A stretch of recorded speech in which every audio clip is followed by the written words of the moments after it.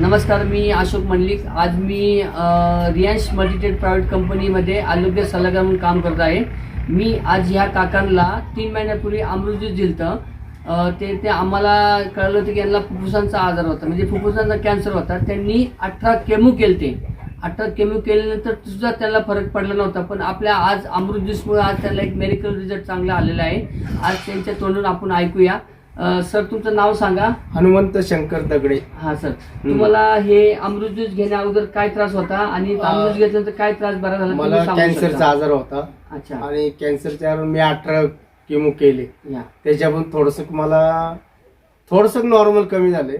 पण जसे ज्यूस घेतल्यापासून मला फारच कमी व्यवस्थित झाले.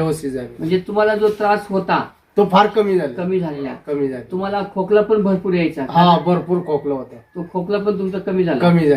आणि तुमच्या ज्या गोळ्या ज्या होत्या डॉक्टरनी जे तुमच्या ते पण बंद केल्या तुम्ही. म्हणजे तुम्हाला नाही म्हणलं तरी 100% पैकी म्हणलं 60% ते 70% फरक पडलेले. आज तुम्ही परत एक कोर्स घेतात. म्हणजे सर 3 महिन्याचा कोर्स पूर्ण कम्प्लीट करून आज परत एक कोर्स का घेतात? कारण त्यांना पूर्ण बरं व्हायचं असतं. बरोबर. कारण हे अमृत ज्यूस हे जे आहे हे 3 महिन्याचा आणि 6 महिन्याचा कोर्स करावा लागतो की जेणेकरून आपले 100% आजार बरे होत असतात. आज सरांना चांगला रिझल्ट आलाय. आज